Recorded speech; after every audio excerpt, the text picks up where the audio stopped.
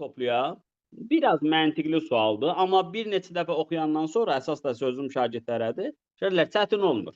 Cümlələrin çox olduğuna görə biraz qorxulu suala oxşuyur, amma qorxulu deyil.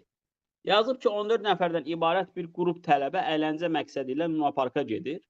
Onlardan hər bir Luna Parkda ən çoxu 2 karuselə mindi. Yəni 2 dənə karusel var.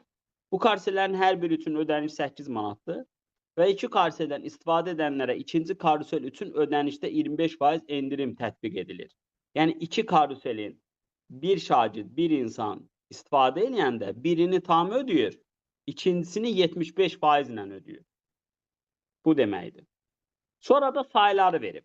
Sayıları oxuyanda görürsən ki, birinci karusel və ikinci karuselin ortaq istifadə etdiyi şagirdlər varmış. Yəni şagirdlər hər ikisindən də istifadə edirmişlər. Oxuyaq. Deməli, ümumi 14 nəfər varmış. 8 nəfəri birinci karuseldən istifadə edirmiş. Bura 8-dirsə, Euler-Venn diaqramını doldurmağı hər kəs bilir. Onda buna nə qalır? 6. İkinci 9-dursa, bura qalır 3. Birinci 8-dirsə, burada 5 qalır. Yəni, bundan nə anlaşılır? Yalnız birinci karuseldən istifadə edən 5 şagird varmış. Yalnız ikinci karuseldən istifadə edən təkcə 6 şagird varmış. Hər iki karuseldən istifadə edən 3 şagird varmış. Yəni, ümumi baxanda bileti alıblarsa, bilet 5, 3, 6 deyil ha. Yəni, 14 dənə bilet yoxdur. Niyə? Bunlar tək biletdir, bunlar 2 dənə biletdir. Niyə? Həm birinci üçün bilet alırlar, həm ikinci üçün. Bax, burada məntiq var ha. Burada 3 dənə bilet yoxdur. Biletdən danışırıq. Neçə dənə bilet var? 6 bilet. Bax, burada diqqətli olmalısınız. Ona görə belə eləyəcək. Bax, burada və burada hərəsini tək alır da. Yəni, hərəsi üçün 5 dənə buradan bilet alır, 5-6 dənə də buradan.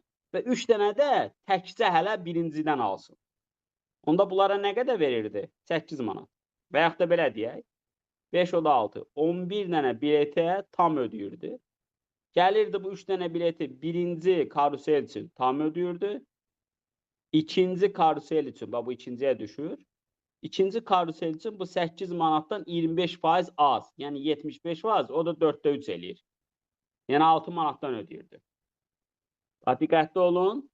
Bu birinci karusel üçün 3 bilet aldı. 3 dənə uşaq. Həmin 3 uşaq ikinci karusel üçün də bilet alıb. Amma onu neçə manatdan ödəyəcək? 6 manatdan. Yəni 8-in 25% az. Bunu da hesablayın. Hesablamışıq biz lövhədə 130 manat eləyir. Anladınız?